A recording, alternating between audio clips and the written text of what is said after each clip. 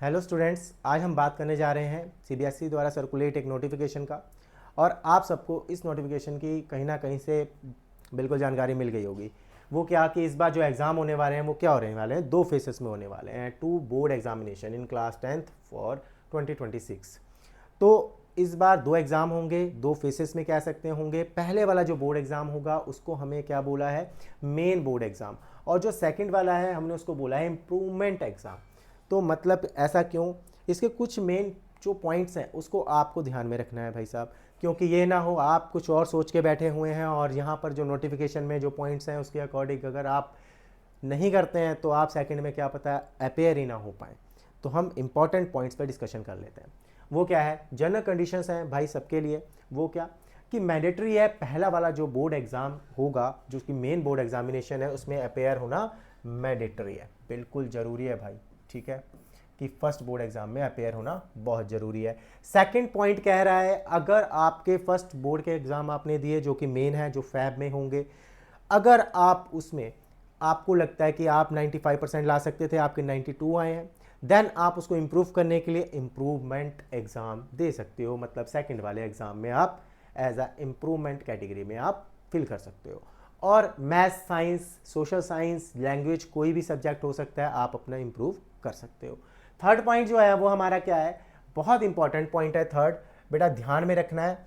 क्यों? क्योंकि अगर कोई ये सोच रहा है कि मैं फर्स्ट मेन जो एग्ज़ाम है उसमें अगर मैं एक दो या तीन या दो में खाली अपेयर हो जाऊं, दो या चार में नहीं होता, तो उसकी एक कंडीशन रखी गई है कि कम से कम आपको, देखो उसमें लिखा है कि तीन या तीन से ज़्यादा अगर आप एग्ज़ाम में अपेयर नहीं होते हैं तो आपको सेकंड वाले एग्जामिनेशन में बैठने ही नहीं दिया जाएगा। तो आप एग्ज़ाम के लिए एलिजिबल ही नहीं है सेकंड वाले के लिए। तो इसीलिए आपको ये ध्यान रखना है, पहले वाले एग्ज़ाम बिल्कुल सीरियस होकर अच्छे से पढ़ाई करें और उसी में जितने ज़्यादा आपको लगता है आप अपना 100% दें उसी में। अगर फिर भी आपको लगता है तो आप इंप्रूवमेंट के लिए सेकंड वाला फिल कीजिए बिल्कुल। नेक्स्ट पॉइंट क्या है, fourth, for student whose result is first examination is compartment. बेटा कुछ बच्चे ऐसे हो सकते हैं किसी रीज़न के वजह से उनके फर्स्ट जो एग्जामिनेशन जो मेन एग्ज़ाम हुआ है फैब में उसमें अच्छा नहीं आया, कंपार्ट आ गई है, तो वो कंपार्टमेंट कैटेगरी में सेकंड एग्जामिनेशन में फिल होकर अपेयर हो सकते हैं। ठीक है, फिफ्थ पॉइंट है एडिशनल सब्जेक्ट बेटा not permitted after passing class 10th। अगर आप 5 सब्जेक्ट आपके जो लिए जाते हैं मेन, उसमें आप अच्छे मार्क्स ले आते हैं और क्लियर हो जाती है, तो आपका एडिशनल जो सब्जेक्ट है उसके लिए आपको जो सेकंड फेज में जो एग्ज़ाम होगा जिसे इम्प्रूवमेंट एग्जामिनेशन कह रहे हैं उसमें आपको अपेयर नहीं होने दिया जाएगा, आपके लिए वो उसके लिए एलिजिबल नहीं हो। ठीक है, क्योंकि एडिशनल सब्जेक्ट है उसके लिए उन्होंने लगा रखा है कि भाई एडिशनल सब्जेक्ट के लिए नहीं कर सकते आप। कुछ स्पेशल कैटेगरीज हैं बेटा, किस चीज़ के लिए की हैं स्पेशल कैटेगरीज, तो ये बात करें तो ये हमारा है स्पोर्ट्स वाले बच्चों के लिए कि वो किसी वजह से उनका कोई स्पोर्ट्स का इवेंट बीच में पड़ जाता है डेट के, तो वो स्पोर्ट्स में जाते हैं भाई, वहाँ चले गए और उस वजह से उनका एग्ज़ाम रह जाते हैं, तो वो सेकंड जो एग्ज़ामिनेशन होंगे उसमें अपेयर हो सकते हैं। ठीक है, और आगे है कंडीशन इंटरनल असेसमेंट। देखो इंटरनल असेसमेंट की बात करें जो कि आपको पता है आपके जो 80 मार्क्स के टोटल होता है, लेकिन 20 मार्क्स का इंटरनल असेसमेंट है, रिटर्न आपका हो गया। ठीक है, थियोरेटिकल जो हो रहा है आपका 80 मार्क्स का है और 20 मार्क्स इंटरनल असेसमेंट के जो होंगे वो आपके एक ही बार में होगा। वो जो प्रैक्टिकल हो रहे हैं वो आपके एक बार में होंगे, वो दो बार में नहीं होंगे। ये साफ साफ यहाँ पर क्लियर कर दिया गया है। ठीक है, एक बार में होंगे। और अगर बात करें कि भाई ये कब कब कंडक्ट होंगे, तो एक तो मिड फैब में जो कि फर्स्ट मेन एग्जामिनेशन है, और सेकंड एग्जामिनेशन जो होगा कंडक्ट होगा वो होगा मंथ ऑफ मई। थोड़ा सा बीच में गैप देंगे ताकि आप रिवीजन कर पाओ, जो जिसकी अगर इम्प्रूवमेंट देना है या किसी की क्या आ रही है कंपार्ट आई हुई है। नेक्स्ट बात करते हैं पॉइंट की, एलिजिबिलिटी क्राइटेरिया।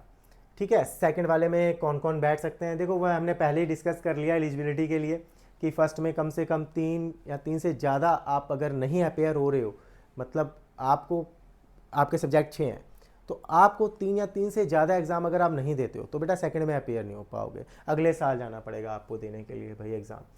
तो ये सब वही दिया हुआ है। स्कीम की बात करें बेटा, सिलेबस 100% है, दोनों का ही सेम है, और पैटर्न का फॉर्मेट का अगर बात करूं वो भी सेम है, और स्कीम की यहाँ पर लिखा हुआ है वो भी एग्जामिनेशन क्या रहेगी, सेम रहेगा। तो कोई भी आपका ऐसा नहीं है कि अगर आप कहो कि पैटर्न चेंज हो जाएगा सेकंड एग्जामिनेशन में, तो ऐसा बिल्कुल भी नहीं है। अब बात करते हैं ये एलओसी सबमिशन की। एलओसी आपको बेटा एक ये क्या होती है, लिस्ट ऑफ जो भी आपके अपेयर हो रहे हैं कैंडिडेट, उनकी लिस्ट है, ठीक है। जैसे आप जो स्टूडेंट है, आपका स्कूल क्या करता है, एक लिस्ट सीबीएसई वालों को देता है अपनी, यहाँ पे आपके कितने स्टूडेंट हैं क्लास 10th के, और उनकी पूरी डिटेल वहाँ भेजता है ताकि वो वहाँ से एडमिट कार्ड इशू करते हैं, ठीक है। तो वो जो लिस्ट होती है उसमें वो कह रहे हैं कि सबकी जो first examination will be compulsory, मतलब वो लिस्ट जो है फर्स्ट एग्जामिनेशन की पहले बना दी जाएगी, और अगर किसी को इम्प्रूवमेंट का देना है तो उसकी एलओसी जो होगी सेकंड एग्जामिनेशन की सेपरेटली बनाई जाएगी, पहले ही वो भी भेजी जाएगी वहाँ पर, और उसमें कोई भी नया नेम ऐड बाद में नहीं किया जाएगा सेकंड एग्जामिनेशन में। अब इसको आप ध्यान से सही से समझो, क्यों? क्योंकि ये आपके काफ़ी काम का है पॉइंट। एक ये कि बेटा अगर आपको लगता है कि मुझे सेकंड वाले देने हैं, और तो आपको पहले से डिसाइड करना पड़ेगा, और उसको आपको एलओसी जो बनेगी आपकी सेकंड एग्जामिनेशन के लिए आपको नेम आपको देने पड़ेंगे, और उससे क्या होगा, आपका नेम वहाँ पहुँच जाएगा, आप सेकंड वाले में अपेयर हो सकते हो। बाय द वे, अगर आपका सेकंड जो एग्जामिनेशन हो रहा है उसके एलओसी में आपका नाम नहीं है तो वो बाद में ऐड नहीं होगा, आप सेकंड वाले में नहीं बैठ पाओगे।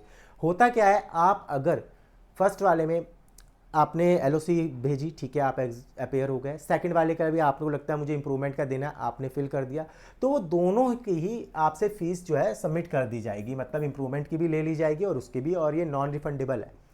तो अगर आपने डिसाइड किया है कि मुझे देना ही देना है और आपको नहीं भी देना है तो आपके पास चॉइस है, आप लास्ट टाइम पे छोड़ भी सकते हो, लेकिन बेटा भरना ज़रूरी है। आप कहीं बाय द वे आपका पेपर छूट जाता है किसी रीज़न के वजह से, है कोई मेडिकल रीज़न हो सकता है, तो आपके लिए बहुत अच्छा एक एडवांटेज है कि आप दोबारा से अपेयर हो सकते हो, ठीक है।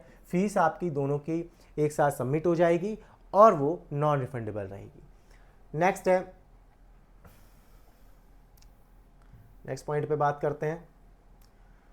देखो रिजल्ट की बात करें, पहले वाले का जो रिजल्ट आएगा मेन एग्जाम का वो आपका अप्रैल 20 तक आएगा, आपको दे दिया गया है 20 अप्रैल, और सेकंड वाले का जून में आना है, ठीक है। नेक्स्ट है एडमिशन इन क्लास 11th। बेटा ऐसा होगा कि जिनकी आप मान लें फर्स्ट मेन एग्जाम में बहुत अच्छे नंबर आ गए हैं, वो सेटिस्फाइड हैं, तो वो डिजी लॉकर से अपना रिजल्ट लेके आगे एडमिशन के लिए प्रोसीजर मतलब क्लियर कर सकते हैं और क्लास 11th में अपना एडमिशन ले सकते हैं। तो इसके अलावा कुछ बच्चे होंगे जिनकी कंपार्ट आई होगी, तो वो भी एक तरीके से 11th में अपेयर तो होंगे, मतलब एलिजिबल हैं, एडमिशन हो जाएगा, बट वो टेम्परेरी रहेंगे। जैसे ही वो क्लियर कर लेते हैं तो कंफर्मेशन हो जाएगी, तो वो कंफर्म हो जाएंगे, ठीक है। तब तक के लिए वो कंफर्म नहीं है, admission will be confirm after the second examination. तो अगर वो सेकेंड एग्जामिनेशन में अच्छे से क्लियर कर लेते हैं कंपार्टमेंट जो भी आई है, तो पहले वो प्रोविजनल एडमिशन होगा, उसके बाद उनका क्या होगा, कंफर्म होगा। तो यहाँ से हमारे मेन जो पॉइंट थे, जो इन्होंने नोटिफिकेशन दिया था, वो क्लियर हो जाते हैं। इसमें से जो बहुत इंपॉर्टेंट पॉइंट्स हैं जो हमें याद रखने हैं वो ये है कि आपको पहले से डिसाइड करना है कि आपको सेकंड वाले देने हैं या नहीं, और दूसरा आप पहले एग्ज़ाम में 3 या 3 से ज़्यादा कोई भी एग्ज़ाम आप छोड़ना नहीं है, नहीं तो सेकंड के लिए एलिजिबल ही नहीं रहोगे आप, ठीक है। तो ये दोनों पॉइंट्स को ध्यान में रखना है आपको, और उम्मीद है आपको ये जो मैंने आपको जानकारी दी आपके लिए बहुत यूज़फुल रहे, और इसी तरह और वीडियो के लिए आप हमारे साथ जुड़े रहिए, फॉलो करें हमारे चैनल को।